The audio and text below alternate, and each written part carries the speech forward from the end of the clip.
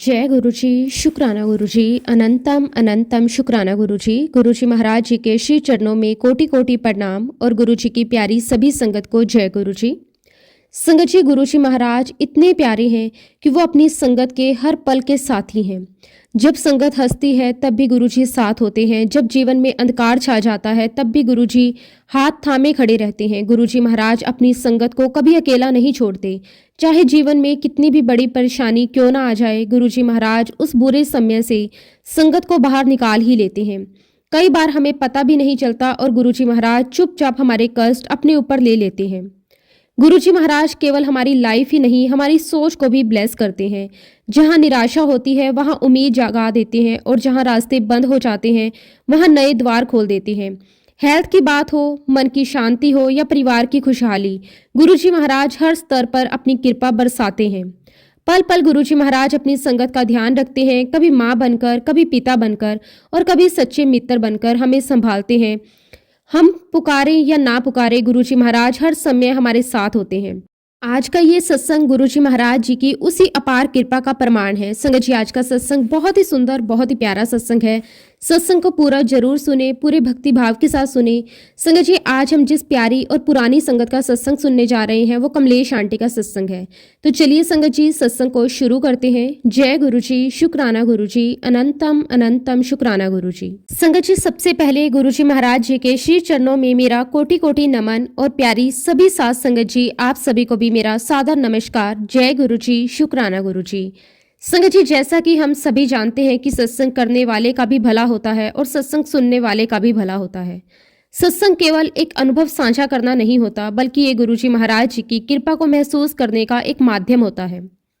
आज संगत जी, ये मेरे जीवन का बहुत ही बड़ा सौभाग्यशाली दिन है कि गुरुजी महाराज जी ने मुझे ये अवसर प्रदान किया कि मैं अपनी जीवन यात्रा अपनी गुरुजी महाराज जी के साथ जर्नी आप सभी प्यारी संगत के साथ साझा कर सकूं। ये मौका मुझे मेरी योग्यता से नहीं बल्कि केवल और केवल गुरुजी महाराज जी की अपार कृपा से मिला है। वैसे तो संगत जी, गुरुजी महाराज जी की गाथा गाना, उनकी महिमा का वर्णन करना, उनकी वडियाई करना, ये तो सच में सूरज को दिया दिखाने के समान है।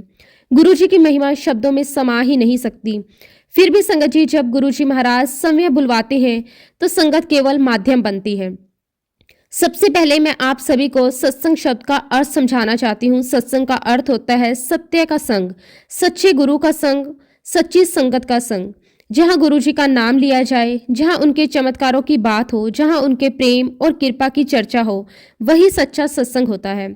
आज संगत जी, मैं गुरुजी महाराज जी का तहे दिल से बहुत बहुत शुक्राना करती हूँ कि उन्होंने मुझे अपनी संगत में बिठाया, अपनी बात कहने का मौका दिया। मैं सारी साथ संगत जी का भी दिल से बहुत बहुत शुक्राना करती हूँ कि आज मुझे आप सभी का संग मिला। ये संग भी गुरुजी महाराज जी की दी हुई सबसे बड़ी सौगात है। आज संगत जी, गुरुजी महाराज जी के आशीर्वाद से आप सभी के बीच बैठकर मैं अपनी जीवन यात्रा साझा करने जा रही हूँ। और संगत जी, मुझे पूरा विश्वास है, पूरा यकीन है कि आज गुरुजी महाराज मुझसे वही बुलवाएंगे जो सबके लिए अच्छा होगा, जो सबके लिए कल्याणकारी होगा, जो किसी न किसी रूप में किसी न किसी की जिंदगी को छू जाएगा। संगत जी, जब मेरी गुरुजी महाराज जी से पहली मुलाकात हुई तो ये बात आज से लगभग 40 साल पुरानी है। उस समय ना तो मुझे ये अंदाजा था कि ये मुलाकात मेरी पूरी जिंदगी बदल देगी, ना ही ये समझ थी कि गुरुजी मेरे जीवन की डोर अपने हाथों में ले चुके हैं। जब संगत जी मैं गुरुजी महाराज जी से मिली तब उनकी भी उम्र कम थी और मेरी भी उम्र कम थी। जीवन की शुरुआत थी, समझ भी कच्ची थी, लेकिन दिल में कहीं ना कहीं सच्चाई की तलाश जरूर थी। संगत जी, उन दिनों मेरी एक बहुत ही अच्छी फ्रेंड हुआ करती थी। एक दिन उसने मुझसे कहा कि तुझे बहुत सारी समस्याएं हैं और जालंधर में मेरे घर के पास एक गुरुजी रहते हैं जो लोगों की सारी प्रॉब्लम्स दूर कर देते हैं। तो संगत जी, उसकी ये बात सुनकर मैंने थोड़ा आश्चर्य से, थोड़े संदेह के साथ कहा, अच्छा, आजकल ऐसे भी कोई व्यक्ति होते हैं जो भगवान के समान होते हैं, जो लोगों की समस्याएं दूर कर देते हैं। तो संगत जी, मेरी फ्रेंड ने पूरे विश्वास के साथ, पूरे आत्मविश्वास से कहा कि हाँ बिल्कुल, वो सारी समस्याएं दूर कर देते हैं। और संगत जी, उसी एक वाक्य के साथ, उसी विश्वास के साथ गुरुजी महाराज जी के साथ मेरी ये पावन जर्नी शुरू हुई। उसके बाद संगत जी, मैं दिल्ली से गुरुजी महाराज जी के दर्शन करने जालंधर पहुंची। उन दिनों संगत जी, दिल्ली से जालंधर जाना कोई आसान बात नहीं थी। आज की तरह ना तो सुविधाएं थी और ना ही आरामदेह साधन। हम जिस बस से जाया करते थे उसकी हालत बहुत खराब होती थी। टूटी फूटी बसें होती थी। गर्मियों में तेज लू लगती थी। पसीने से हाल बेहाल हो जाता था। सर्दियों में कड़ाके की ठंड पड़ती थी। ठंडी हवा शरीर को कंपा देती थी। संगत जी, इन सारी परेशानियों के बावजूद हमारे अंदर एक ही चीज थी, गुरुजी महाराज जी के दर्शन करने का जुनून, महाराज जी से मिलने का जुनून, उनके चरणों में बैठने की तड़प। संगत जी, उस समय सुविधाएं नहीं थी लेकिन श्रद्धा भरपूर थी। रास्ते कठिन थे लेकिन मंजिल बहुत प्यारी थी। और वही जुनून, वही श्रद्धा, वही विश्वास हमें हर बार गुरुजी महाराज जी के दरबार तक लेकर जाता था। एक बार की बात है संगत जी, बहुत ही ज्यादा ठंड थी। इतनी ठंड कि घना कोहरा छाया हुआ था। विजिबिलिटी बिल्कुल जीरो थी। सामने कुछ भी साफ दिखाई नहीं दे रहा था। लेकिन इसके बावजूद संगत जी, मेरे मन में सिर्फ एक ही बात थी, बस किसी तरह गुरुजी के पास पहुंचना है। उस समय संगत जी, मेरे जो हस्बैंड थे वह एयरफोर्स में पायलट थे। जब भी वह 2 से 3 दिन की ट्रिप पर जाया करते थे तो संगत जी, मेरी पूरी कोशिश रहती थी कि मैं उसी समय गुरुजी महाराज जी के दर्शन करने पहुंच जाऊं। इसी कारण संगत जी, मैं महीने में कम से कम 2 से 3 बार गुरुजी महाराज जी के दर्शन करने हमेशा जाती थी। एक बार की बात है संगत जी, मैं गुरुजी महाराज जी के दर्शन करने दिल्ली से जालंधर जा रही थी। वह समय सर्दियों का था और ठंड इतनी ज्यादा थी कि शब्दों में बयां करना बहुत मुश्किल है। संगत जी, ठंड ऐसी पड़ रही थी जैसे बस में बैठी कुल्फी भी जम जाए। चारों तरफ ठंडी हवा और ऊपर से टूटी फूटी बस का सफर। मैं बस में बैठी हुई थी खिड़की के पास और लगातार गुरुजी महाराज जी को याद कर रही थी। मन ही मन उनसे बातें कर रही थी। संगत जी, मैंने दिल से कहा कि हाय राम गुरुजी, आज तो इतनी ठंड पड़ रही है कि आप तक पहुंचते पहुंचते मेरी तो कुल्फी ही जम जाएगी। गुरुजी, बस किसी तरह आपके दरबार तक पहुंचा देना। संगत जी, बस अपनी रफ्तार से आगे बढ़ रही थी और मैं अपने मन में बस गुरुजी महाराज जी का नाम जाप कर रही थी। ठंड के मारे हाथ पैर सुन्न हो रहे थे, दांत बज रहे थे, लेकिन दिल में एक सुकून था कि मैं गुरुजी महाराज जी के पास जा रही हूँ। कुछ समय बाद हमारी बस करनाल के पास रुकी। जब बस रुकी तो मैंने देखा कि एक सज्जन बस में चढ़े। संगत जी, उस समय बस लगभग पूरी खाली थी। सीटें खाली पड़ी थी, इधर उधर बहुत जगह थी। लेकिन संगत जी, वह सज्जन सीधे मेरे पास आकर खड़े हो गए और बोले, बीबी जी थोड़ा उधर खिसकिए, मुझे यहाँ बैठना है। अब संगत जी, मैं मन ही मन सोचने लगी, पूरी बस खाली पड़ी है और इसको बैठने के लिए यही जगह मिली है। फिर संगत जी, मैंने बिना कुछ कहे थोड़ा साइड में जगह बनाई और वो सज्जन मेरे पास आकर बैठ गए। संगत जी, आजकल के समय में जब ठंड होती है तो हम लोग स्वेटर, जैकेट, शॉल पहनकर यात्रा करते हैं। लेकिन उस जमाने में संगत जी, ठंड इतनी ज्यादा हुआ करती थी कि लोग अपने साथ पतली पतली रजाइयां लेकर चलते थे। जब वो सज्जन मेरे पास बैठे तो उन्होंने अपने ऊपर एक रजाई ओढ़ रखी थी। उस रजाई को देखकर मुझे और भी ज्यादा ठंड का एहसास होने लगा, क्योंकि मेरे पास तो ऐसी कोई रजाई नहीं थी। संगत जी, मुझे बहुत ही ज्यादा ठंड लग रही थी। मैं ठंड के मारे कांप रही थी। हालांकि मैंने गर्म कपड़े पहने हुए थे, लेकिन समस्या ये थी कि मैं बस की खिड़की वाली सीट पर बैठी थी और संगत जी, उस खिड़की का कांच टूटा हुआ था। टूटे हुए कांच के बीच से बर्फ जैसी ठंडी हवा अंदर आ रही थी। वो हवा सीधे मेरे शरीर से टकरा रही थी। ऐसा लग रहा था जैसे कोई बर्फ की सुई चुभो रहा हो। मैं ठंड से कांप रही थी, लेकिन फिर भी चुपचाप बैठी गुरुजी महाराज जी का नाम ले रही थी। थोड़ी देर के बाद संगत जी, वो सज्जन मेरी तरफ देखकर बोले, बहना बहुत ठंड हो रही है, तुम ऐसा करो, मेरी रजाई का थोड़ा सा हिस्सा अपने ऊपर ले लो। अब संगत जी, वो व्यक्ति मेरे लिए बिल्कुल अनजान था। आज के समय की तरह उस समय भी डर तो लगता ही था। मेरे मन में डर आ गया कि किसी अनजान व्यक्ति से मैं रजाई कैसे लूं। कई तरह के ख्याल मन में आने लगे। लेकिन संगत जी, उसी पल मैंने मन ही मन गुरुजी महाराज जी को याद किया। मैंने दिल से कहा कि गुरुजी, अब सब कुछ आपके हवाले है, मेरी रक्षा आप ही को करनी है। अगर ये आपकी इच्छा है तो आप ही सब संभाल लेना। संगत जी, गुरुजी महाराज जी पर पूरा भरोसा करके मैंने उस सज्जन की रजाई का थोड़ा सा हिस्सा लिया और अपने ऊपर ओढ़ लिया। और संगत जी, आप विश्वास नहीं करोगे, जैसे ही मैंने वो रजाई अपने ऊपर ली, मुझे ऐसा महसूस हुआ कि मानो किसी ने अचानक हीटर चालू कर दिया हो। वो रजाई इतनी गर्म थी, इतनी सुकून देने वाली थी कि मेरी सारी ठंड जैसे पल भर में गायब हो गई। मेरा कांपता हुआ शरीर शांत हो गया। दिल में एक अजीब सा सुकून उतर आया। मैं मन ही मन गुरुजी महाराज जी का शुक्राना करने लगी कि गुरुजी, आप सच में हर जगह मेरे साथ हो। संगत जी, बस चलती रही। कुछ समय बाद जालंधर आ गया। जैसे ही जालंधर आया, वो सज्जन बस से उतरे और चले गए। मैंने सोचा मैं भी उनके पीछे जाऊं और उन्हें थैंक यू कहूं। उन्होंने मुझे इतनी ठंड में रजाई दी, मुझे बड़ा सुकून मिला। मैं जल्दी जल्दी उनके पीछे गई, लेकिन संगत जी, मुझे वो व्यक्ति कहीं दिखाई नहीं दिए, ना बस स्टैंड पर, ना आसपास। जैसे वो अचानक आए थे और अचानक ही गायब हो गए। संगत जी, उस पल मेरे दिल में एक ही विचार आया, ये कोई साधारण व्यक्ति नहीं थे, ये तो गुरुजी महाराज जी की ही कोई लीला थी। गुरुजी महाराज समय किस रूप में मेरी रक्षा करने आए थे। खैर संगत जी, मैं गुरुजी महाराज जी के जलंधर मंदिर पहुंच गई। संगत जी, गुरुजी महाराज वहां पर विराजमान थे। मैं गुरुजी के पास गई, उनको श्रद्धा से माथा टेका और उन दिनों संगत जी कांच के बड़े बड़े गिलास में चाय प्रसाद मिला करती थी। और संगत जी, जैसे ही मैं गुरुजी महाराज जी के मंदिर में पहुंची, सबसे पहले मैंने उनके श्री चरणों में माथा टेका। दिल में असीम शांति थी, मन भरा हुआ था और शरीर अभी भी उस ठंडे सफर को महसूस कर रहा था। उस समय संगत जी कांच के बड़े बड़े गिलासों में गरम गरम चाय प्रसाद आ गया। अब संगत जी, आप ही सोचिए, इतनी कड़ाके की ठंड में लंबे और थकाने वाले सफर के बाद अगर आपको गरम गरम चाय मिल जाए तो वह किसी अमृत से कम नहीं लगती। सच में संगत जी, वह तो सोने पे सुहागा था। मैं चाय का एक एक घुट पी रही थी और मन ही मन गुरुजी महाराज जी का शुक्राना कर रही थी कि उन्होंने मुझे सुरक्षित अपने दरबार तक पहुंचाया।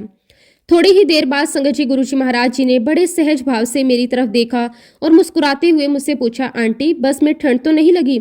अब संगत जी, ये सवाल सुनकर मुझे थोड़ी हैरानी तो हुई, लेकिन मैंने बड़े विश्वास के साथ गुरुजी से कहा, नहीं गुरुजी, बिल्कुल भी नहीं लगी। इतना सुनते ही संगत जी गुरुजी महाराज मुस्कुराए और बोले, अच्छा, और रजाई बड़ी गर्म थी ना? संगत जी, जैसे ही गुरुजी महाराज जी के मुख से रजाई शब्द निकला, मैं अंदर से हिल गई, मेरे रोंगटे खड़े हो गए, मेरा दिल जोर जोर से धड़कने लगा। मैंने तुरंत ही गुरुजी महाराज जी से कहा, रजाई गुरुजी? आपको कैसे पता कि उस व्यक्ति ने मुझे रजाई दी थी ओढ़ने के लिए? गुरुजी महाराज हल्के से मुस्कुराए और बोले, अरे मैं सुनिया सी ना, तू कह रही सी गुरुजी मेरी कुल्फी जमने लगी है, गुरुजी मैं की करा? संगत जी, ये सुनकर मेरी आंखें भर आई। मुझे समझ ही नहीं आ रहा था कि मैं क्या कहूँ। फिर गुरुजी महाराज जी ने बड़े प्यार से कहा, वो जो बंदा था ना, वो मैं ही था। अब संगत जी, ये सुनकर मैं बिल्कुल हैरान रह गई। तुरंत ही गुरुजी से कहा कि गुरुजी, वो तो बूढ़ा आदमी था। तो गुरुजी महाराज हंसते हुए बोले, अगर वो जवान आदमी होता तो क्या तू अपने पास बैठने देती? मैंने बिना सोचे समझे तुरंत ही कहा, नहीं गुरुजी, नहीं बैठने देती। इस पर गुरुजी महाराज मुस्कुराए और कहने लगे, इसीलिए मैं वैसा बनकर आया था, मैं ही आया सी क्योंकि तू मैनू याद किता सी। फिर गुरुजी महाराज बोले, मुझे लगा कि तू बिल्कुल कंफर्टेबल होनी चाहिए। संगत जी, उस पल मेरे लिए शब्द खत्म हो गए, आंखों से आंसू अपने आप बहने लगे। मुझे समझ आ गया कि गुरुजी महाराज उस समय भी सुनते थे, आज भी सुनते हैं और हमेशा हमेशा अपनी संगत की सुनते रहेंगे। गुरुजी महाराज जी को अपनी संगत के हर दुख सुख की खबर होती है, उन्हें हर तकलीफ पता होती है, उन्हें हर आंसू दिखाई देता है। बस संगत जी, जरूरत है तो केवल सच्चे दिल से पुकारने की। जब आप सच्चे मन से गुरुजी महाराज जी को याद करते हैं तो डेफिनेटली गुरुजी महाराज आपके पास आते ही आते हैं, किसी न किसी रूप में, किसी न किसी तरीके से। एक बार की बात है संगत जी, हम सब गुरुजी महाराज जी के पास बैठे हुए थे, वातावरण शांत था, संगत ध्यान में बैठी थी। तभी अचानक वहां शोर मच गया, चोर आ गया, चोर आ गया। संगत जी, देखते ही देखते पुलिस जोर जोर से सीटी मारती हुई अंदर आ गई। माहौल एकदम बदल गया। पुलिस को देखकर गुरुजी महाराज जी ने उनसे शांत स्वर में पूछा, अंदर की करन आए हो? तो संगत जी, पुलिस वालों ने कहा कि गुरुजी, अंदर एक चोर आकर बैठ गया है। ये सुनते ही गुरुजी महाराज जी ने बड़े दृढ़ स्वर में पुलिस वालों से कहा, यहाँ से तुम लोग जाओ, ये मेरी शरण में आया है, इसे मैं तुम्हारे हवाले नहीं करूंगा। संगत जी, इतना कहकर गुरुजी महाराज जी ने पुलिस वालों को वापस भेज दिया। पुलिस वाले बिना कुछ कहे वहां से चले गए। जब पुलिस चली गई तब संगत जी, वाकई में ही वहां एक चोर मौजूद था। गुरुजी महाराज जी की बात सुनते ही वह व्यक्ति कांपता हुआ आगे बढ़ा और गुरुजी महाराज जी के चरणों में गिर गया। उसने गुरुजी को श्रद्धा से माथा टेका। जैसे ही गुरुजी महाराज जी ने उसके सर पर अपना हाथ रखा, संगत जी, उसकी आंखों से लगातार आंसू बहने लगे। उस पल संगत जी, गुरुजी महाराज जी ने उस व्यक्ति को नहीं, उसकी आत्मा को छू लिया था और उसी क्षण संगत जी, उसका अंदर से परिवर्तन हो गया था। उस व्यक्ति का जीवन बदल गया था। संगत जी, उसका हृदय पूरी तरह से परिवर्तित हो गया। जिस व्यक्ति को लोग चोर कहते थे, वह व्यक्ति गुरुजी महाराज जी के चरणों में गिरते ही बिल्कुल नया इंसान बन गया। उसके अंदर का अंधकार मिट गया, उसके जीवन में प्रकाश फैल गया। उसके बाद संगत जी, वह गुरुजी महाराज जी का इतना बड़ा, इतना सच्चा और इतना अनंत भक्त बन गया कि उसका पूरा जीवन ही गुरुजी की भक्ति और सेवा में लग गया। आज भी संगत जी, वह व्यक्ति गुरुजी महाराज जी की निस्वार्थ भाव से सेवा करता है, उनके नाम का सिमरन करता है। संगत जी, ये घटना इस बात का जीता जागता प्रमाण है कि इंसान के कितने ही बड़े कर्म क्यों ना हो, कितने ही पाप कर्म क्यों ना हो, जैसे ही वह गुरुजी महाराज जी की शरण में आता है, सब समय ही समाप्त हो जाते हैं। जिस प्रकार संगत जी, पारस को छूते ही लोहा सोना बन जाता है, ठीक उसी प्रकार गुरुजी महाराज जी की शरण में आया हुआ हर व्यक्ति सोना बन जाता है। गुरुजी महाराज समय उस पारस के समान है जिसे वह छू लेते हैं, जो उनके चरणों में आ जाता है उसके जीवन की दिशा ही बदल जाती है। उसके सारे पाप कर्म, उसकी सारी नेगेटिविटी, सारी गलतियां, सब कुछ गुरुजी महाराज की कृपा से नष्ट हो जाता है। फिर वह व्यक्ति एक नई ही यात्रा पर चल पड़ता है, एक ऐसी आध्यात्मिक यात्रा जिसमें हर कदम पर गुरुजी महाराज उसका हाथ थामे रखते हैं। वह अकेला नहीं चलता, गुरुजी महाराज हर पल उसके साथ चलते हैं। संगत जी, उस जमाने में गुरुजी महाराज जी के एक बहुत ही बड़े भक्त हुआ करते थे, अपोलो टायर्स वाले। आज संगत जी आप सभी जानते हैं कि उनके बड़े बड़े हॉस्पिटल्स हैं, लेकिन उस समय की बात है जब वे समय बहुत तकलीफ में थे। संगत जी, अपोलो टायर्स के जो मालिक हैं उन्हें गुरुजी महाराज जी के दरबार में लाया गया तो संगत जी वे व्हील चेयर पर बैठकर आए थे। शरीर कमजोर था, चलने फिरने की शक्ति समाप्त हो चुकी थी। उन्हें देखते ही गुरुजी महाराज जी ने बड़े प्यार से कहा, रोड़किया तू आ गया? तो वे विनम्रता से बोले, हाँ जी गुरुजी मैं आ गया। संगत जी, थोड़ी देर के बाद जब लंगर का समय हुआ तो वो गुरुजी महाराज जी ने उनसे कहा, ले लंगर खा ले। तो उन्होंने बड़े संकोच से कहा कि गुरुजी महाराज मुझे तो कई साल हो गए, मैं सिर्फ दलिया ही खाता हूँ, अब मेरे डाइजेस्ट करने की शक्ति नहीं रही। तो गुरुजी महाराज बड़े प्यार से बोले, कोई गाल नहीं, जितना खा सकता है उतना खा। संगत जी वह व्हील चेयर पर बैठे हुए थे। उन्होंने गुरुजी महाराज जी के सामने बड़े श्रद्धा भाव से धीरे धीरे करके दोनों रोटियां खा ली। जब उन्होंने लंगर पूरा कर लिया तो गुरुजी महाराज जी ने उनसे फिर से पूछा, रोड़किया रोटी खा ली, लंगर खा लिया? तो वे बोले, हाँ जी गुरुजी महाराज मैंने खा लिया। फिर गुरुजी महाराज जी ने बड़े ध्यान से पूछा, कुछ होया कि नहीं? तो फिर वो बोला, नहीं गुरुजी कुछ भी नहीं हुआ। संगत जी, उसके बाद पता नहीं गुरुजी महाराज जी को क्या हुआ, अचानक गुरुजी महाराज अपनी गद्दी से उठ खड़े हुए। ये दृश्य देखकर पूरी संगत शांत हो गई। गुरुजी महाराज सीधे उनके पास पहुंचे, उनका हाथ पकड़ा और बड़े अधिकार से बोले, रोड़किया चल उठ। तो वह घबराकर बोला, गुरुजी महाराज मैं तो 10-15 सालों से व्हील चेयर पर बैठा हूं, यहां से उठा ही नहीं, मैं कैसे उठ पाऊंगा? तो गुरुजी महाराज जी ने दृढ़ स्वर में कहा, नहीं तू उठ। और संगत जी गुरुजी महाराज जी ने उनकी दोनों बाहें पकड़कर उन्हें खड़ा कर दिया और फिर गुरुजी महाराज जी ने उन्हें सहारा देकर चलाया। और देखिए संगत जी कितने प्यारे हैं हमारे गुरुजी, कितने भोले हैं हमारे गुरुजी महाराज। और संगत जी बहुत तप करने के बाद अनेकों जन्मों के पुण्य कर्मों के फलस्वरूप ही हमें ऐसे गुरु प्राप्त होते हैं। ये कोई साधारण बात नहीं है। गुरु का मिलना अपने आप में ही ईश्वर की सबसे बड़ी कृपा होती है। संगत जी हम सच में बहुत बहुत किस्मत वाले हैं कि हमें गुरुजी महाराज जैसे गुरु मिले। ऐसे गुरु जो केवल उपदेश नहीं देते बल्कि हाथ पकड़कर अपने शिष्य को जीवन की हर कठिनाई से बाहर निकाल देते हैं। गुरुजी महाराज केवल रास्ता नहीं दिखाते, वे समय आगे आगे चलकर अपने शिष्य को मंजिल तक पहुंचाते हैं। संगत जी अगर एक बार आपके गुरु ने आपका हाथ पकड़ लिया तो फिर वह हाथ कभी नहीं छोड़ते। हो सकता है हम नादानी में, अहंकार में या मोह माया में गुरु का हाथ छोड़ दें, गुरु का साथ छोड़ दें, लेकिन संगत जी गुरुजी महाराज कभी भी हमारा हाथ नहीं छोड़ते। इसलिए संगत जी गुरुजी का मिलना बहुत बड़ा सौभाग्य है। हम सब वाकई में ही बहुत बहुत भाग्यशाली हैं कि हमें ऐसे गुरु मिले हैं जिन्होंने कठोर तप किया, जिनके पास दिव्य शक्तियां हैं, जो हमारे ही कल्याण के लिए हमारे ही जैसा रूप धरकर इस धरती पर आए। जैसा कि आप सभी ने सुना होगा, एक समय ऐसा भी आया जब गुरुजी महाराज अज्ञातवास पर चले गए थे। उस समय किसी भी संगत को ये पता नहीं था कि गुरुजी महाराज पूरे 8 साल तक कहाँ थे। ना कोई खबर, ना कोई संदेश, ना कोई निशानी। संगत जी पूरे 8 साल तक किसी को कुछ भी नहीं पता चला। फिर 8 सालों के बाद संगत जी गुरुजी महाराज जी के ताया जी के लड़के चंडीगढ़ के सेक्टर 38 में खड़े थे। उसी समय संगत जी एक टैक्सी वहां से निकली और उस टैक्सी में गुरुजी महाराज समय बैठे हुए थे। जैसे ही गुरुजी महाराज जी ने अपने ताया जी के लड़के को देखा, गुरुजी ने जोर से आवाज लगाई, ओए मास्टर। और जैसे ही उन्होंने गुरुजी की आवाज सुनी, उन्होंने तुरंत गुरुजी को पहचान लिया और नाम लेकर बोले, ओए तू कित्थे आ गया, तू कित्थे चला गया सी? 8 साल हो गए, तेरा तो कुछ पता ही नहीं था। हम सब सोच रहे थे कि पता नहीं तू कहाँ चला गया। संगत जी एक बड़े भाई होने के नाते उन्होंने गुरुजी महाराज जी से जो कुछ कहना था वो सब कह दिया, प्यार में भी, चिंता में भी, अधिकार में भी। तब गुरुजी महाराज जी ने बड़े शांत भाव से कहा कि चल डुगरी चलिए, मैं तुझे सब बता दूंगा मैं कहाँ था। लेकिन संगत जी आज तक कोई नहीं जानता कि उन 8 सालों में गुरुजी महाराज कहाँ थे, क्या कर रहे थे, किस रूप में थे। ये रहस्य आज भी रहस्य ही है। संगत जी एक और घटना सुनिए। एक बार की बात है, देहरादून में एक कैप्टन साहब हुआ करते थे। उनके कुछ जूनियर एक दिन उनसे कहते कि साहब जी यहाँ एक दरगाह है और उस दरगाह के पास एक बंदा बैठता है जो सब कुछ सही सही बता देता है और लोगों के कष्ट भी दूर कर देता है, लेकिन साहब जी वह मुसलमान है।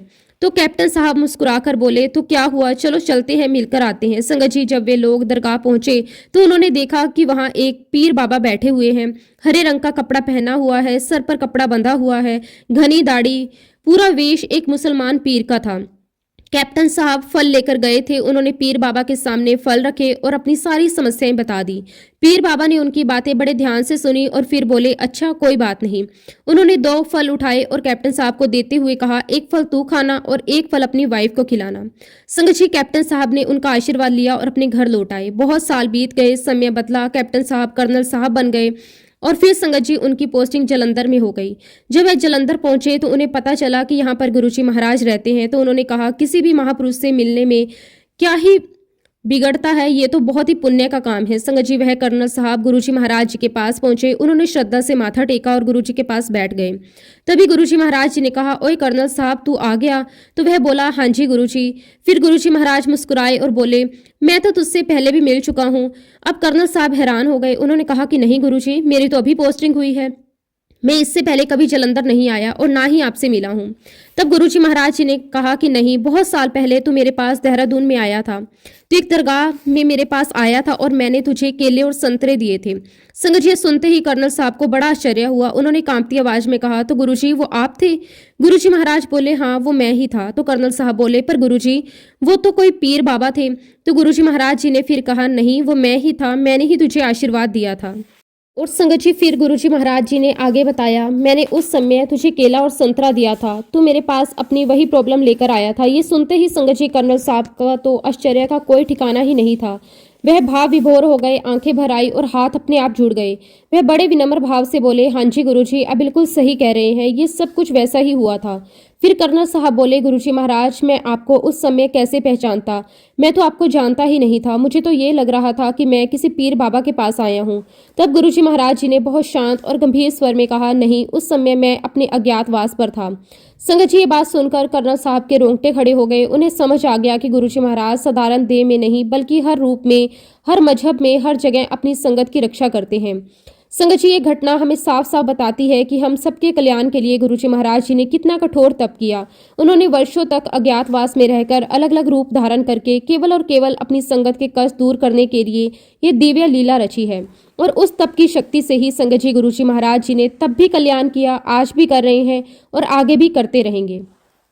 जिस प्रकार संगत जी कर्नल साहब पूरी श्रद्धा और विश्वास के साथ उस पीर बाबा के पास गए थे, उन्हें यह पता भी नहीं था कि वह पीर बाबा समय गुरुजी महाराज हैं, लेकिन उनकी श्रद्धा सच्ची थी, उनका विश्वास निर्मल था और गुरुजी महाराज जी ने उनके उस विश्वास की, उस श्रद्धा की लाज रखी। संगत जी, यही गुरु तत्व है। गुरु रूप नहीं देखते, गुरु वेश नहीं देखते, नाम नहीं देखते, वह केवल भक्त का भाव देखते हैं। अगर आप सच्चे दिल से गुरुजी महाराज जी को याद करेंगे, पूरी श्रद्धा से, पूरे विश्वास से पुकारेंगे, तो आप यकीन मानिए संगत जी गुरुजी महाराज जरूर आपके पास आएंगे। वह आपकी बात सुनेंगे, आपके कष्टों को समझेंगे, किसी न किसी रूप में आपकी मदद जरूर करेंगे। संगत जी, जैसा कि मैंने आपको पहले भी बताया था, जब मैं गुरुजी महाराज जी से जुड़ी तो उस समय मेरी एक फ्रेंड ने मुझसे कहा था, जलंधर में एक गुरुजी महाराज आए हैं, उनके पास चल, तेरी सारी समस्याएं खत्म हो जाएंगी।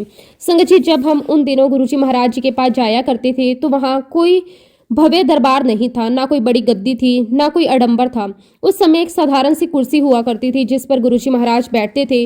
उस समय संगत जी दरबार में केवल भोलेनाथ के भजन चला करते थे। वातावरण बड़ा ही सादा, बड़ा ही पवित्र और बड़ा ही शांति से भरा हुआ होता था। जब संगत जी हम लोग दरबार में जाकर बैठे तो थोड़ी ही देर में वहां शोर होने लगा, गुरुजी आ गए, गुरुजी आ गए। संगत जी, मैं भी भीड़ में खड़ी होकर देखने की कोशिश कर रही हूँ कि आखिर गुरुजी है कहाँ। मैं आसपास के लोगों से पूछ रही हूँ गुरुजी कहाँ हैं, तो लोग मुझसे कहते, अरे वो जो कुर्सी पर बैठे हैं वही गुरुजी हैं। जैसे ही मैंने गुरुजी महाराज जी को देखा, संगत जी मेरे मुंह से एकदम निकल गया, अरे ये गुरु है, ये तो कोई मुंडा सा है, इतना छोटा भी कोई गुरु होता है। ये सुनते ही आसपास बैठे लोग मुझे समझाने लगे, गुरु नहीं कहते, गुरुजी कहते हैं। तब संगत जी मैंने और भी मासूमियत से कह दिया, अरे मेरी मम्मी के तो इतने बड़े बड़े गुरु हैं, लेकिन ये तो बिल्कुल यंग लड़के की तरह लग रहे हैं, ये कैसे गुरु हो सकते हैं। और फिर संगत जी मैंने ये भी कहा, जो गुरु होते हैं वो तो भगवा चोले पहनते हैं, ये तो यहाँ सफारी सूट पहनकर बैठे हैं। उस समय संगत जी गुरुजी महाराज जी ने डार्क ब्राउन कलर का सफारी सूट पहना हुआ था। वह कोई साधारण पहनावा नहीं था, लेकिन संगत जी उस सफारी सूट में भी गुरुजी महाराज इतने दिव्य, इतने उज्जवल और इतने आकर्षक लग रहे थे कि शब्दों में बयां करना बहुत मुश्किल है। उनका रंग गोरा चिट्टा, चेहरा तेज से भरा हुआ, आंखों में एक अलग ही चमक थी। गुरुजी महाराज अपनी कुर्सी पर बड़े ही सहज भाव से विराजमान थे, ना कोई आडंबर, ना कोई दिखावा, बस एक स्वाभाविक दिव्य था। संगत जी, मैं चाहकर भी अपनी नजरें उनके चेहरे से हटा नहीं पा रही थी। ऐसा लग रहा था मेरी आंखें अपने आप ही बार बार उनकी ओर खींची चली जा रही हैं। मैं बार बार उनकी तरफ देख रही थी और मन ही मन यही सोच रही थी, इतना यंग लड़का और गुरु। मुझे विश्वास ही नहीं हो पा रहा था कि इतना युवा दिखने वाला कोई व्यक्ति भी गुरु हो सकता है। लेकिन संगत जी, जितना मैं उन्हें देखती जा रही थी उतना ही मेरे अंदर कुछ बदलता जा रहा था। आप यकीन नहीं करोगे, उनका ऑरा इतना स्ट्रोंग था कि मुझे अंदर से ऐसा महसूस हुआ जैसे कोई अदृश्य शक्ति मुझे उनकी तरफ खींच रही हो। वो खिंचाव कोई साधारण खिंचाव नहीं था, वो किसी मैग्नेट के अट्रैक्शन जैसा था। मैं चाहकर भी अपनी नजरें उनसे हटा नहीं पा रही थी। गुरुजी महाराज जी के हाथ इतने गोरे, इतने कोमल और उन हाथों पर ओम का चिन्ह इतना साफ दिखाई दे रहा था। गुरुजी महाराज बार बार अपने उन गोरे चिट्टों हाथों पर अपनी उंगलियां फेरते हुए हमसे बातें कर रहे थे और संगत जी, मेरी नज़र बस उन्हीं हाथों, उन्हीं उंगलियों और उसी ओम के चिन्ह पर टिकी हुई थी। मैं लगातार गुरुजी महाराज जी को देखती जा रही थी। मन के अंदर विचारों का तूफान चल रहा था। मैंने सोचा, मेरी माँ के तो कितने बड़े बड़े गुरु हैं, चलो मैं तो इन्हीं को गुरु बना लेती हूँ। ये तो यंग है, मेरे साथ साथ बुढ़ापे तक चलेंगे। संगत जी, ये सोच बिल्कुल मासूम सी थी, बिल्कुल बचकानी थी, लेकिन दिल से निकली हुई थी। और उसी पल संगत जी, मैंने अपने मन में डिसाइड कर लिया कि मैं इन्हीं को अपना गुरु बनाऊंगी। मैं गुरुजी महाराज जी को देखती जा रही थी और मन ही मन अपने आप से कहने लगी, हाय, मुझे तो कितना सुंदर गुरु मिल गया। और संगत जी, जैसे ही मेरे मन में ये विचार आया, उसी क्षण गुरुजी महाराज जी की आवाज गूंज उठी, कमलेश, तूने मुझे नहीं ढूंढा, मैंने तुझे ढूंढा है। संगत जी, ये सुनते ही मेरे पैरों तले जमीन खिसक गई, मेरे रोंगटे खड़े हो गए, आंखों में आंसू आ गए। मुझे समझ आ गया कि ये कोई साधारण व्यक्ति नहीं है, ये तो सब कुछ जानते हैं, मेरे मन की बात तक। और इस प्रकार संगत जी, ये मेरी पहली मुलाकात थी मेरे गुरुजी महाराज जी के साथ। बस संगत जी, उन्हें अपना गुरु धारण करने के बाद, उस दिन के बाद मैं हर महीने दिल्ली से जालंधर गुरुजी महाराज जी के दर्शन करने जाने लगी। उस जमाने में संगत जी, हमारी तनख्वाह भी अच्छी हुआ करती थी और सब कुछ करने के बावजूद भी हम लोग थोड़े बहुत पैसे बचा लिया करते थे। और संगत जी, अगर एक 100 रुपया बच भी जाता है तो वह 100 रुपये हमारे लिए बहुत बड़ी रकम हुआ करती थी। आप यकीन नहीं करेंगे संगत जी, उन्हीं 100 रुपये में हम लोग बहुत आराम से आना जाना कर लेते थे, बहुत इंजॉय करते थे। कैसे ना कैसे करके, किसी न किसी तरह हमारे पास इतने पैसे हो जाते थे कि हम गुरुजी महाराज जी के दर्शन करने जा सकें। और इस तरह संगत जी, हम लगातार गुरुजी महाराज जी के पास जाते रहे। संगत जी, मैंने बहुत लंबे समय तक गुरुजी महाराज जी के दरबार में एक बात बहुत ध्यान से नोटिस करी। जब जब मैं दरबार में बैठती थी तो वहाँ बड़े बड़े लोग आया करते थे, ऐसे लोग जिनका रुतबा भी बड़ा था, नाम भी बड़ा था, पैसा भी बहुत था। और संगत जी, मैंने अक्सर देखा कि उन लोगों के हाथों में बड़ी बड़ी लिस्टें हुआ करती थी। वो लिस्टें कोई साधारण लिस्टें नहीं होती थी, उन लिस्टों में उनकी डिमांड्स लिखी होती थी। हमें गुरुजी से ये चाहिए, गुरुजी से वो चाहिए, गुरुजी ये काम करवा दीजिए, गुरुजी हमारी ये प्रॉब्लम सोल्व कर दीजिए। संगत जी, वो लोग गुरुजी महाराज जी के पास बैठकर भी अपने अपने हिसाब से अपने अपने कर्मों की फरमाइश लेकर आया करते थे। और संगत जी, ये सब देखते देखते एक दिन मेरे मन में यही एक विचार आया। मैंने सोचा कि जब सब लोग अपनी अपनी लिस्टें लेकर आ जा रहे हैं तो मैं क्यों ना लेकर जाऊं। मैंने अपने मन में सोचा कि मैं भी अपनी लिस्ट लेकर जाऊंगी गुरुजी महाराज जी के पास। और संगत जी, मन के अंदर एक और मासूम सा विचार आया, मेरा गुरु तो मेरी उम्र का ही है, पटा लेंगे इसको, ये तो दे ही देगा मुझे सारी चीजें। संगत जी, आज सोचती हूँ तो हंसी आती है कि उस समय मेरी सोच कितनी बचकानी थी। लेकिन संगत जी, वो बचपना भी गुरुजी की ही देन था। अब संगत जी, वो मुझसे पटे या ना पटे ये तो मैं नहीं जानती, लेकिन एक बात मैं पूरे विश्वास के साथ कह सकती हूँ, मैं आज तक इतने सालों से गुरुजी महाराज जी से पटी आ रही हूँ। और संगत जी, आज भी मेरी यही हालत है। मैं जहाँ कहीं भी मैं सुनती हूँ कि गुरुजी महाराज जी का सत्संग हो रहा है, मैं बिना कुछ सोचे समझे दौड़कर वहां पहुंच जाती हूँ, क्योंकि मुझे पता है संगत जी, वहां मेरे गुरुजी महाराज हैं, वो मेरे गुरु का सत्संग है। और संगत जी, आज तक गुरुजी महाराज जी ने हम सभी संगत को बड़े ही प्यार से, बड़े ही दुलार से अपने से जोड़कर रखा हुआ है। कभी डांट कर, कभी समझाकर, कभी चुपचाप संभाल कर, तो कभी बिना बताए हमारी नैया पार लगाकर। और संगत जी, जिस प्रकार गुरुजी महाराज जी ने मुझसे कहा था कि कमलेश, तूने मुझे नहीं ढूंढा, मैंने तुझे ढूंढा है, ठीक उसी प्रकार संगत जी, हम सबको भी गुरुजी महाराज जी ने खुद ढूंढा है। हमारी इतनी हैसियत ही नहीं है कि हम गुरुजी को ढूंढ सकें। ये तो गुरुजी महाराज जी की अपार कृपा है कि उन्होंने चुन चुनकर हमें अपनी संगत बनाया। अब मैं आपको अपनी लाइफ का एक बहुत ही कठिन समय बताती हूँ। संगत जी, 2016-2017 में बहुत बीमार हो गई थी। उस समय संगत जी, मैं गुड़गांव में रहा करती थी और उस समय संगत जी, मेरा बेटा एयर इंडिया में पायलट था। मेरी तबीयत इतनी ज़्यादा ख़राब हो चुकी थी कि मैंने अपने बेटे को फ़ोन करके कहा कि बेटा तू मेरे पास आ जाओ, मेरी नाक से बहुत खून आता है, तू मुझे डॉक्टर को दिखा दो। संगत जी मेरा बेटा तुरंत मेरे पास आया और मुझे हॉस्पिटल लेकर गया। संगत जी जिस दिन हम लोग हॉस्पिटल गए उस दिन मेरी नाक से लगातार खून बह रहा था। डॉक्टरों ने मेरी नाक में ब्लॉकेजेस डाल दिए ताकि खून को रोका जा सके। संगत जी उस दिन पूरा दिन हॉस्पिटल में ही निकल गया और उस पूरे समय संगत जी मैं लगातार गुरुजी महाराज जी को याद कर रही थी। मेरे मन में बस एक ही नाम चल रहा था, गुरुजी गुरुजी गुरुजी। और संगत जी उसी समय मेरी आंखों के सामने गुरुजी महाराज प्रकट हो गए। मुझे साफ साफ गुरुजी महाराज जी के गोरे चिट्टे हाथ दिखाई देने लगे। जैसे पहले देखा था वैसे ही गुरुजी महाराज अपनी उंगलियां अपने हाथों पर फेर रहे थे। संगत जी वो दृश्य इतना सुकून देने वाला था कि मेरा डर उसी पल खत्म हो गया।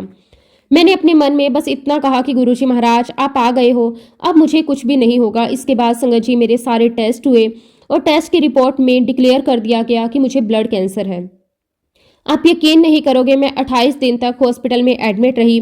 उन 28 दिनों में से 4 दिन ऐसे थे जो मेरी जिंदगी के सबसे ज्यादा क्रिटिकल दिन थे। डॉक्टर ने साफ साफ कह दिया था कि अगर इन 4 दिनों में इन्हें कुछ हो गया तो हम कुछ भी नहीं कर पाएंगे, और अगर ये सर्वाइव कर गई तो फिर ये हमेशा सर्वाइव करेगी। और उस समय संगत जी मुझे आईसीयू में रखा गया था। एक बार की बात है, मैं हॉस्पिटल में आईसीयू में एडमिट थी। शरीर बहुत कमजोर था, सांसें भी भारी लगती थी, लेकिन मन के भीतर सिर्फ एक ही नाम गूंज रहा था, गुरुजी गुरुजी गुरुजी। और संगत जी एक दिन हॉस्पिटल का एक अटेंडर मेरे पास आया। वो थोड़ा सहमा हुआ था, थोड़ा कंफ्यूज था और थोड़ा हैरान भी। उसने मुझसे कहा कि अम्मा जी आपके आसपास एक गंजा सा आदमी घूमता रहता है। संगत जी मैंने उसकी तरफ देखा और उससे कहा कि बेटा मेरे घर में तो ऐसा कोई नहीं है। और फिर मैंने उससे कहा कि वैसे भी तुम्हें तो पता ही है कि आईसीयू में किसी का भी आना अलाउ नहीं है। लेकिन संगत जी वो अटेंडर बिल्कुल कॉन्फिडेंस के साथ बोला कि नहीं अम्मा जी, वो आदमी तो यही रहता है, आपके बिस्तर के पास आकर बैठ जाता है। संगत जी उसकी बात सुनकर मैं थोड़ा चौंकी। मैंने उससे पूछा अच्छा वो क्या पहनता है? तो संगत जी वो अटेंडर कहने लगा कभी टी शर्ट पहनता है, कभी शर्ट पहनता है, पर वो गंजा सा आदमी। और फिर संगत जी उसने जो बात कही वो सुनकर मेरा रोम रोम खड़ा हो गया। वो अटेंडर बोला अम्मा जी जब वो आपके पास बैठता है तो कभी आपके सर पर हाथ रखता है, कभी आपके पैरों को छूता है। संगत जी बस इतना सुनते ही मुझे और कुछ समझने की जरूरत ही नहीं पड़ी। मैं समझ गई, मैं पूरी तरह समझ गई संगत जी कि मुझे पता चल गया कि वो अटेंडर मेरे गुरुजी महाराज जी की बात कर रहा है। मेरी आंखों में आंसू आ गए, मन में असीम शांति उतर आई। मैंने मन ही मन कहा कि गुरुजी आप सच में आ गए हो, आप मुझे अकेला नहीं छोड़ रहे। संगत जी कुछ दिन के बाद मेरी एक फ्रेंड मुझसे मिलने आई। मैंने उससे कहा कि तेरे मोबाइल में गुरुजी महाराज जी का स्वरूप है? वो बोली हाँ है।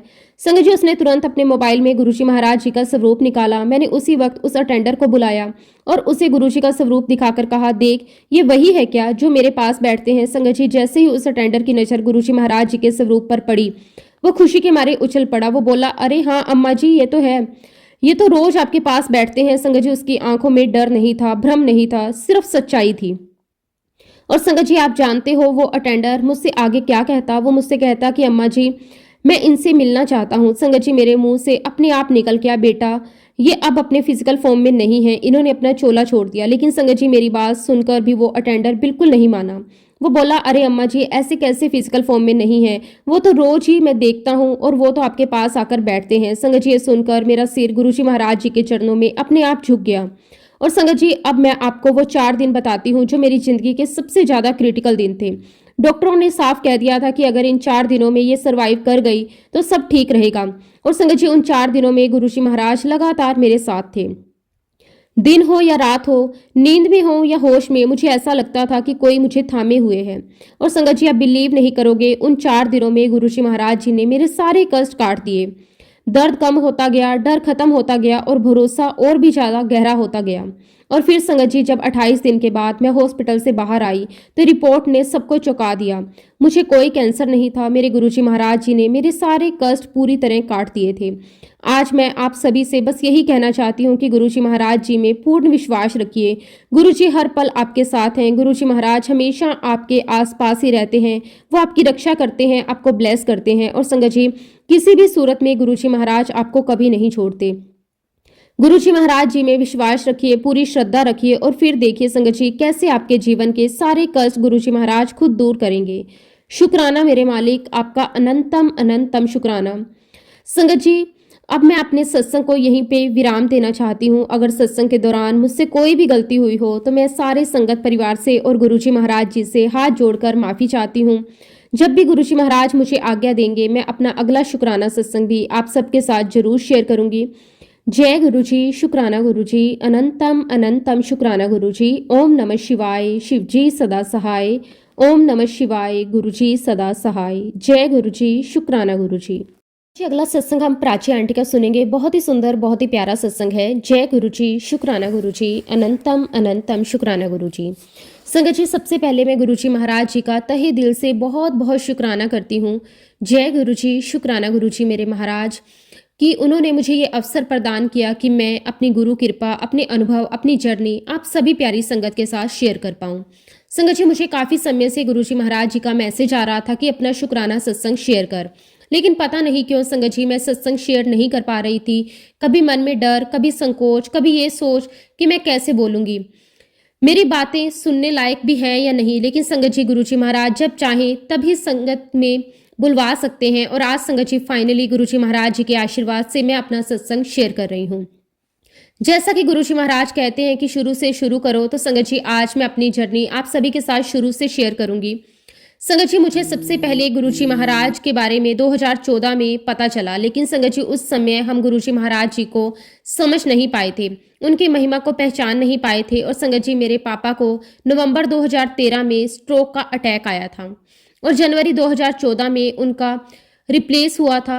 संगत जी, वो समय हमारे जीवन के लिए बहुत बहुत कठिन था। मेरे पापा खुद एक डॉक्टर हैं, बहुत ही सात्विक जीवन जीते हैं, हमेशा दूसरों की सेवा में लगे रहते हैं। तो संगत जी, एक ऐसे इंसान को स्ट्रोक हो जाए तो ये बात हम में से किसी के भी गले नहीं उतर रही थी। उनके ट्रीटमेंट के लिए हम लोग दिल्ली जाते रहे, डॉक्टर से मिलते रहे, टेस्ट करवाते रहे, दवाइयाँ चलती रही, सब कुछ चल रहा था, लेकिन मन को कहीं भी शांति नहीं थी। संगत जी, तभी दिल्ली में हमारे मामा जी ने हमें बताया कि छतरपुर में गुरुजी महाराज जी का मंदिर है। उन्होंने कहा कि अपने पापा को वहां लेकर जाओ, बहुत लोगों को बहुत फायदा हुआ है, गुरुजी सबको ब्लेस करते हैं। संगत जी, हम लोगों ने बहुत सारी गाड़ियों के पीछे जय गुरुजी लिखा हुआ देखा था, लेकिन संगत जी हम नहीं जानते थे कि गुरुजी कौन है, उनकी महिमा क्या है, उनकी कृपा क्या होती है। ये सब हम उस समय नहीं समझे।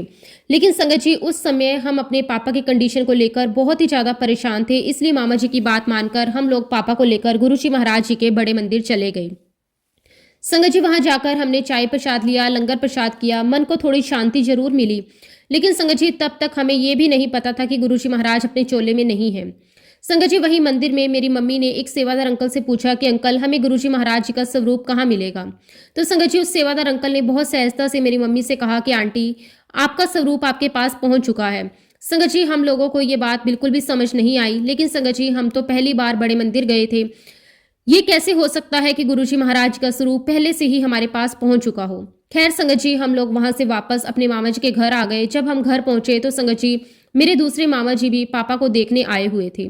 उन्होंने हमसे कहा कि मैं आप लोगों के लिए कुछ लेकर आया हूं। और फिर संगत जी, उन्होंने हमें गुरुजी महाराज जी का येलो चोले वाला स्वरूप दिया। तब जाकर संगत जी हमें समझ में आया कि बड़े मंदिर में उस सेवादार अंकल ने मेरी मम्मी से ऐसा क्यों कहा। उसके बाद मेरे पापा की हेल्थ में बहुत ही इंप्रूवमेंट आने लगी, धीरे धीरे उनकी हालत संभलने लगी। गुरुजी महाराज जी का स्वरूप तो हमारे घर आ गया था, लेकिन हम अब अभी भी गुरुजी महाराज जी की महिमा को पूरी तरह समझ नहीं पाए थे। कहीं ना कहीं मन में डाउट था कि आखिरकार वो भी तो एक देहधारी थे। शायद संगत जी, उस समय हमारा वक्त नहीं था गुरुजी महाराज जी के साथ जुड़ने का। इन बिटवीन हम काफ़ी गुरु संगत से मिले, लेकिन मैं और मेरी फैमिली गुरुजी से अच्छे से जुड़ नहीं पाए। और फिर संगत जी, कई साल बीत गए। फिर मेरी शादी 2021 में हो गई। शादी होकर मैं लंदन आ गई। लंदन शिफ्ट होने के बाद 2023 में मैंने और मेरे हस्बैंड ने सोचा कि अब हमें यहाँ पर घर ले लेना चाहिए। हम लोगों को जो घर पसंद आया उसका नंबर 39 था। हम लोग बहुत ही ज़्यादा वहमों में नहीं पड़ना चाहते थे, इसलिए ना तो किसी पंडित से 39 नंबर के बारे में पूछा, ना ही हमने वास्तु को लेकर कुछ विशेष किया। हमने सारी फॉर्मेलिटीज़ पूरी की और सारा पेपर वर्क कंप्लीट किया। उसके बाद संगत जी, जब हमें हमारे घर का ऑफिशियल लेटर प्राप्त हुआ तो संगत जी, आप बिलीव नहीं करेंगे, उसके ऊपर घर का नंबर लिखा हुआ था 77। हमें लगा कि ये कोई टाइपिंग एरर होगा। पूछने पर पता चला कि संगत जी, हमारा प्लॉट नंबर 39 है और हमारे घर का नंबर 77 है। मैं आपको बताना चाहती हूँ संगत जी कि यूके में प्लॉट नंबर और हाउस नंबर अलग अलग होते हैं। हालांकि संगत जी मुझे और मेरे हस्बैंड को इस बात की जानकारी बिल्कुल भी नहीं थी। हम दोनों ने कभी सोचा भी नहीं था कि प्लॉट नंबर और घर का नंबर अलग अलग हो सकता है। हम तो बस यही समझ रहे थे कि जो प्लॉट नंबर होगा वही घर का नंबर होगा। संगत जी अब क्योंकि मैं शुरू से ही भोलेनाथ की भक्त रही हूँ, तो हमने सोचा कि अगर भोलेनाथ ने हमें 777 नंबर दिया है तो ये जरूर कुछ अच्छा ही होगा। हमने इसे भोलेनाथ की कृपा मान ली और संगत जी बहुत ही ज्यादा इस बात पर विचार नहीं किया। मन में कोई डर नहीं, कोई शंका नहीं, कोई वहम नहीं रखा। यहाँ पर मेरी एक फ्रेंड है जो गुरु संगत है। जब मैंने उसे इस बारे में बताया हमारे घर का नंबर 77 है, तो संगत जी ये सुनते ही वह बहुत ही एक्साइटेड हो गई। उसने तुरंत मुझसे कहा, ये तो गुरुजी महाराज जी की ब्लेसिंग है। उसने आगे कहा कि तुम्हें पता है गुरुजी महाराज जी का जन्मदिन 7 जुलाई को होता है। गुरुजी ने तो तुम्हें 77 की ब्लेसिंग दी है। संगत जी ये बात सुनकर मेरे अंदर जैसे कुछ क्लिक कर गया। मुझे एकदम से रियलाइज हुआ कि ये कोई साधारण संयोग नहीं है, ये तो गुरुजी महाराज जी का प्रसाद है, ये गुरुजी महाराज जी की सीधी सीधी कृपा है। जब मैंने ये सारी बात अपने हस्बैंड को बताई तो आप बिलीव नहीं करोगे संगत जी, हम दोनों की खुशी और एक्साइटमेंट की कोई लिमिट नहीं थी। हम दोनों बहुत खुश थे, बहुत भावुक थे। उस दिन के बाद हमारे मन में अपने घर को लेकर किसी भी प्रकार का कोई भी डाउट नहीं रहा। उसके बाद संगत जी नवंबर 2023 में हमारी शादी को पूरे 2 साल हो गए। हमने सोचा कि अब हमें बेबी प्लान कर लेना चाहिए, लेकिन मैं आपको यहाँ भी बताना चाहती हूँ कि इससे 1-2 महीने पहले से ही मुझे गुरुजी महाराज जी के बहुत सारे मैसेजेस आ रहे थे। कभी अंदर से आवाज आती थी कि अब तेरे साथ सब कुछ अच्छा होगा। कभी मन में आता था बड़े मंदिर मुझसे मिलने जरूर आ। कभी ऐसा लगता था कि जैसे गुरुजी कह रहे हों, जब आएगी तो तांबे का लोटा भी लेकर आना। संगत जी गुरुजी महाराज जी के इन मैसेजेस को मैं बहुत ही क्लियरली फील कर पा रही थी। फिर संगत जी गुरुजी महाराज जी की कृपा से मैंने दिसंबर 2023 में कंसीव किया। उस टाइम संगत जी हम लोग इंडिया में ही थे, तो मैंने ये मन बना लिया था कि मैं गुरुजी महाराज जी के दर्शन के लिए जरूर जाऊंगी। इसके बगैर मैं लंदन नहीं जाऊंगी, ये मेरे मन की बहुत ही गहरी इच्छा थी। उसी समय संगत जी मेरे हस्बैंड को ऑफिस के काम से यूएस से जाना था और मुझे लंदन जाना था। हम दोनों की फ्लाइट की टिकट सेम डे की थी। हमने सोचा कि एक दिन पहले हम दिल्ली जाएंगे और गुरुजी महाराज जी के बड़े मंदिर जाकर उनके दर्शन करके उनका आशीर्वाद जरूर लेंगे। लेकिन उसी समय संगत जी मेरे फादर इन लॉ ने हमसे कहा कि मैं भी तुम्हारे साथ दिल्ली जाऊंगा, क्योंकि संगत जी उन्हें भी वहां पर कोई काम था। जब उन्होंने साथ चलने की बात कही तो मेरे मन में तुरंत आया कि अब मैं बड़े मंदिर कैसे जा पाऊंगी, क्योंकि तब तक संगत जी मैं तांबे का लोटा भी ले चुकी थी। ये सुनकर मैं बहुत ही ज्यादा मायूस हो गई। मैं मन ही मन गुरुजी महाराज जी से सॉरी कहने लगी। मैंने कहा कि गुरुजी महाराज, मैं आपकी आज्ञा का पालन नहीं कर पा रही हूँ, मैं आपसे मिलने नहीं आ पा रही हूँ। अब संगत जी जिस दिन हमें दिल्ली के लिए निकलना था उसकी एक रात पहले मेरे हस्बैंड ने अपनी यूएस की टिकट चेक की और तभी उन्हें रियलाइज हुआ कि ये टिकट तो एक दिन पहले की है।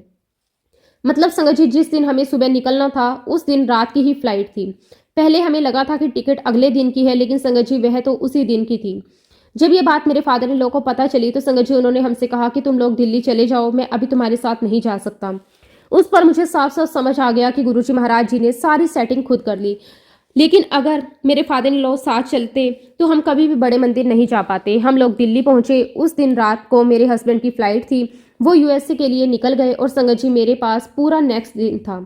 और संगत जी मैं तो बड़े मजे से पूरे भाव के साथ अगले दिन बड़े मंदिर गई। मैंने गुरुजी महाराज जी से बहुत सारी बातें की, उनका आशीर्वाद लिया और अपनी बेबी को भी आशीर्वाद दिलवाया। गुरुजी महाराज जी से तांबे का लोटा भी ब्लेस करवाया। मैं बहुत बहुत खुश थी, मेरा मन पूरी तरह शांत था। उस दिन संगत जी बड़े मंदिर के दरबार में बैठने से पहले सेवादार अंकल ने हम सभी संगत को थोड़ी देर के लिए बाहर बिठाया। उस समय संगत जी मैं मन ही मन गुरुजी महाराज जी से बातें कर रही थी और आप बिलीव नहीं करोगे, एकदम से मुझे रोजेस की बहुत स्ट्रॉन्ग खुशबू आने लगी। पहले तो मुझे लगा कि शायद किसी संगत ने परफ्यूम लगाया होगा, लेकिन आसपास देखा तो कुछ भी नहीं दिखा। वो गुरुजी ही थे जिन्होंने मुझे अपनी प्रेजेंस फील करवाई।